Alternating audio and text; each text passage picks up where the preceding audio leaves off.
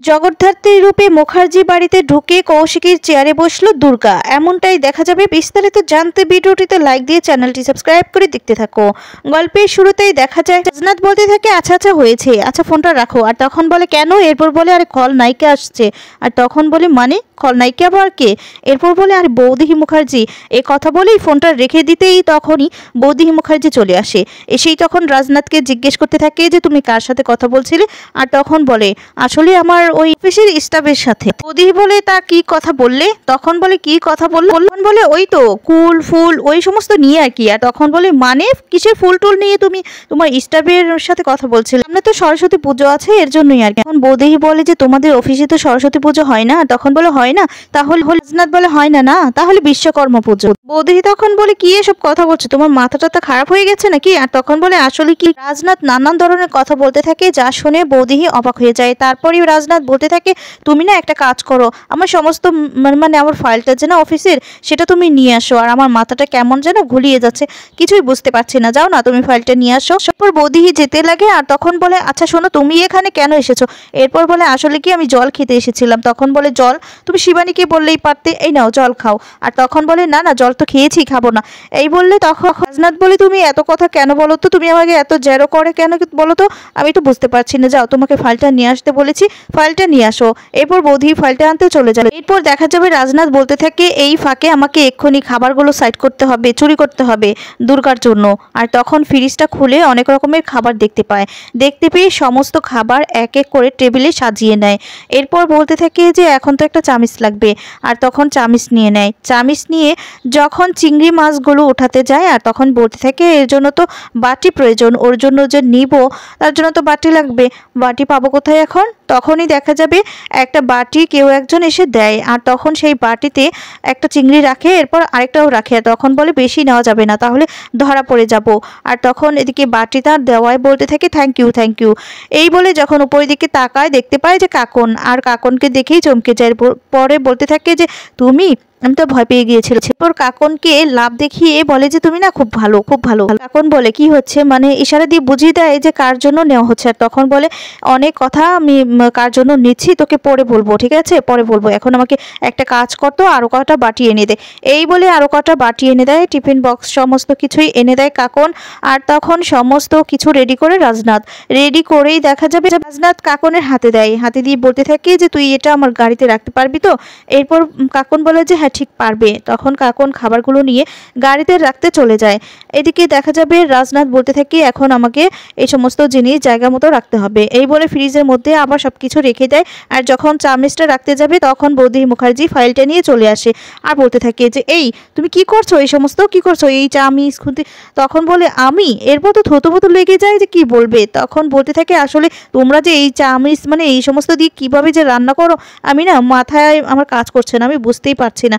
জানো তো আমি একটু ট্রাই করছিলাম যে তোমরা কিভাবে আসলে রান্না করো। তখন বলে তুমি যে কি করতে চাইছো না আমি কিছুই বুঝতে পারছি না রাজনাথ। তখন রাজনাথ বলতে থাকে আজকে বলো তো তুমি আমার সাথে এমনটা কেন করছো, শুধু জিজ্ঞাসাবাদ করছো, আমি তো বুঝতে পারছি না আমার মানে আমি কি করছি না করছি, এত কিছু কেন জিজ্ঞাসা করছো। আর আচ্ছা ঠিক আছে আমার অফিসে দেরি হয়ে যাচ্ছে, আমি অফিসে যাচ্ছি। এই বলে তখন বৌদি বলতে থাকে তোমার ফাইল। তখন ফাইলটা হাতে দেয়। এই বলে বৌদি তখন চলে যায়। আর বলে আজকাল কি তোমার বিমূর্তি হয়েছে নাকি, কিছুই বুঝতে পারছি না। এই বলে বৌদি সেখান থেকে চলে যায়। এরপর কাকন চলে এসেছে। আর কাকনকে তখন রাজনাথ জিজ্ঞেস করতে থাকে যে রেখেছিস সব কিছু, মানে ঠিকঠাক মতো রেখেছিস তো? তখন বলে হ্যাঁ রেখেছি।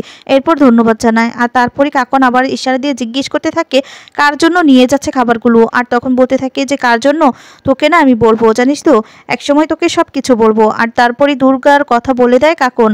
কাকন ইশারা দিয়ে বুঝিয়ে দেয় যে আমি জানি কার জন্য নিচ্ছ। তখন বলে কার জন্য? এরপর বলে দেয় যে দুর্গার জন্য। আর তখন বলে হ্যাঁ আমি দুর্গার জন্য নিয়ে যাচ্ছি, এই বিষয়টা কিন্তু কাউকে বলবি না, ঠিক আছে কাউকে বলবি না। ওর জন্য খাবারগুলো নিয়ে আমি খাইয়ে দিব ওকে নিজের হাতে। ঠিক তখনই বৌদি আবার চলে আসে।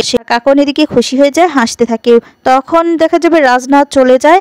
আর কাকনকে জিজ্ঞেস করে বৌদি যে কি হয়েছে, মানে কি বিষয়। আর তখন কাকন কিছু না বলে হেসে সেখান থেকে চলে যায়। এদিকে বৌদি বলতে থাকে যে কি হচ্ছে কিছুই বুঝতে পারছি না, মানে আজকে রাজনাথ এমন করছে কেন। বৌদি উৎসবের রুমে যায়, রুমে গিয়ে বলতে থাকে যে উৎসব কি হয়েছে তুই কি জানিস? আর তখন বলে কি হবে? এরপর বলে দেখ আজকে যে মানে জগদ্ধাত্রীর উপর হামলা হবে সেটা কিন্তু তুই আগে থেকেই জানিস আমাকে স্বয়ম্ভু ফোন করেছিল। আর তখন বলে কেন ফোন করেছিল, কি বলেছে? এরপর বলে যে জগদ্ধাত্রীর উপর নাকি হামলা হয়েছে, কেউ নাকি ওকে মারতে চেয়েছিল, সরিয়ে দিতে চেয়েছিল। আর তখন বলে তাতে আমি কি করব? এরপর বলে তুই তো এই বিষয়টা জানতিস, বল এবার যদি আমাদের উপর মানে তোর উপর সন্দেহটা আবার আনে, এরপর যদি এটা নিয়ে কেস মামলা মানে আরো অনেক কিছু হয় তখন কি হবে বলতো? আর তারপরে বলতে থাকে যে কিচ্ছু হবে না মামি, আমরা তো জানতাম কিন্তু আমরা তো আর এই সমস্ত করিনি। বৌদি তো এই সমস্ত মানে এই ব্যাপারটা নিয়ে খুবই ভয় পেয়ে থাকে। আর তখন দেখা যাবে উৎসব বলতে থাকে যে জানো তো এই বাড়িতে মানে কি হতে যাচ্ছে? এরপর বলে কি হতে যাচ্ছে? আর তখন বলে কাকনে তো এঙ্গেজমেন্ট হবে। আর তখন বলি কি বলিস কি, মানে কার সাথে? আর তখন বলতে থাকে যে তুই এত কথা কিভাবে জানিস? এরপর বলি যে খবর রাখতে হয় মাম্মি, খবর রাখতে হয়। তারপরে দেখা যাবে সানবীর চলে আসে। আর সানবীর এসেই তখন বলতে থাকে যে মাম্মি আজকে নাকি জগদ্ধাত্রীর উপরে হামলা হয়েছে। তখন বলে হ্যাঁ হয়েছিল, তাতে আমরা কি করব? এরপর বলে যে তোমরা কি করবে তা তো জানি না, কিন্তু মেয়েটা তো এমনিতেই মরা, এমনিতেই 20টা বছর ও হুইল চেয়ারই হচ্ছে ওর একমাত্র সম্বল। আর তাকে আবার মেরে ফেলা হয়েছিল, মেরে ফেলার চেষ্টা করা হয়েছিল। কেন কেন মাম্মি কেন? সব তখন বলে তুই কি বলতে চাইছিস, কেন বলছিস? হ্যাঁ আমার দিকে এইভাবে তাকিয়ে আছিস কেন?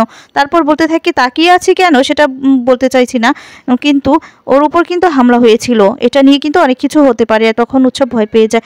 এরপর এদিকে দেখা যাবে দুর্গা তো কিছুতেই মানতে চাইছে না যে দুর্গা ওই বাড়িতে যাবে না। দুর্গা তো যাবেই, এই জন্য দুর্গাকে কালী দাদু অনেক কিছু বলতে থাকে যে কৌশিকী ম্যাডাম আপনি ওকে বোঝান, ও ওই বাড়িতে গেলেও অনেক কিছু হয়ে যাবে, ওর ক্ষতি হয়ে যেতে পারে। যাকে ওর মা মানে ওর মাকে নাকি যারা মারতে চেয়েছিল ওই বাড়িতে যাবে, ওর তো ক্ষতি হয়ে যাবে। আর তারপরে বলতে থাকে যে কৌশিকী তুই একটু বোঝাতো কৌশিকী।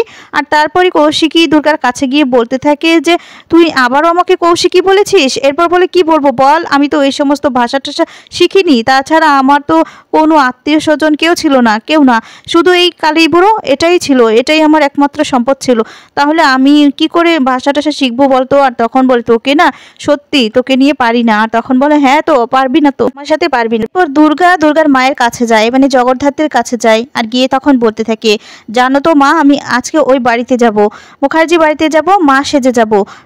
তুমি তো আমার মা ছিলে, তুমি আমার এলিয়েন মা ছিলে, তোমার আমি ফ্রেন্ডস। তুমি নাকি 2 হাতে গুলি চালাতে, পিস্তল চালাতে, আমি না তোমার মতো হতে চাই মা। তুমি যদি আজকে ভালো থাকতে তাহলে আমি তোমার কাছ থেকে সবটা শিখে নিতাম, কিন্তু তুমি তো আমার কষ্টটা বুঝতে পারছো, মা হয়ে মেয়ের কষ্টটা বুঝতে পারবে না তা তো হতে পারে না মা, তুমি কথা বলো না। আরো অনেক কথা বলেই দুর্গা কাঁদতে থাকে। দুর্গাকে কৌশিকী গিয়ে সান্ত্বনা দিতে থাকে। তখন এদিকে কালী দাদু বলতে থাকে যে তুই যে এভাবে কথা বলছিস তোর মা তো কিছুই বুঝতে পারছে না। তখন বলে না না মা বুঝতে পারছে, সন্তানের সমস্যা মা বুঝতে পারবে না তা কি হয়, মা সমস্তটা বুঝতে পারছে, সমস্তটা শুনতে পাচ্ছে।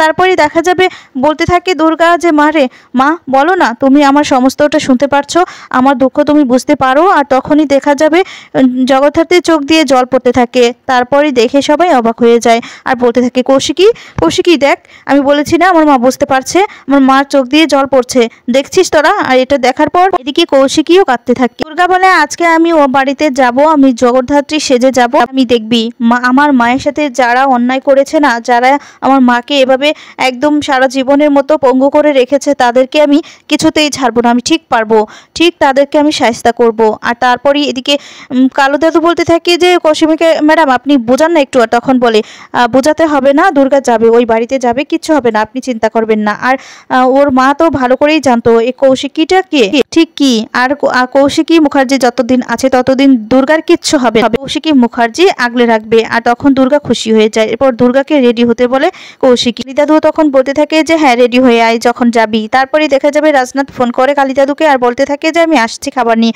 এরপর বলে না না তোকে আসতে হবে না, আমাদের খাবার দাবার হয়ে গেছে। আর তারপরে কিছু না বলেই ফোনটা কেটে দেয়। এদিকে দাদু বলতে থাকে যে রাজনাথ তো আসছে। কৌশিকী তখন বলে এবার কি করব তাহলে? তারপরে দেখা যায় কালী দাদু বলতে থাকে তুই জানা তাড়াতাড়ি করে রেডি হয়ে, আর সময় নাই তো। আর তখন দুর্গা বলতে থাকে যে গুমড়ো বুড়োটা আজকে আবার কেন আসছে? আর তখন বলে তোকে নিজের হাতে খাইয়ে দিবে তার জন্য আসছে। এরপর বলে জানিস তো এই গুমড়ো বুড়োটাকে না খুব ভালো লাগে আমার, কিন্তু গুমড়ো বুড়োটা আমার সাথে যে অন্যায়টা করেছে, আমাকে এখানে একা ফেলে রেখে গেছে, এটা কিছুতেই মানতে পারছি না, তার জন্য ওই বুড়োটাকে আমি কিছুতেই ক্ষমা করব না। কৌশিকী বলে এই সমস্ত বলে না। এরপর দুর্গা বলে যে আচ্ছা আমি যাচ্ছি রেডি হতে। এই বলে বলে রেডি হতে চলে যায়। এদিকে কৌশিকী ভেবে নেয় যে কৌশিকী যেই চেয়ারটাতে বসে সেই চেয়ারটাতেই আজ থেকে দুর্গাকে বসাবে। হিন্দি সবার সামনে বলে দেয় যে আজ থেকে ও এই চেয়ারে বসবে, যা শুনে অবাক হয়ে যায় সবাই। তো বন্ধুরা, এমনটাই যদি হয় তাহলে তোমাদের কেমন লাগবে কমেন্টস করে তোমাদের মতামত জানিয়ে দাও। পরবর্তী আপডেট পেতে চ্যানেলটি সাবস্ক্রাইব করো। ধন্যবাদ।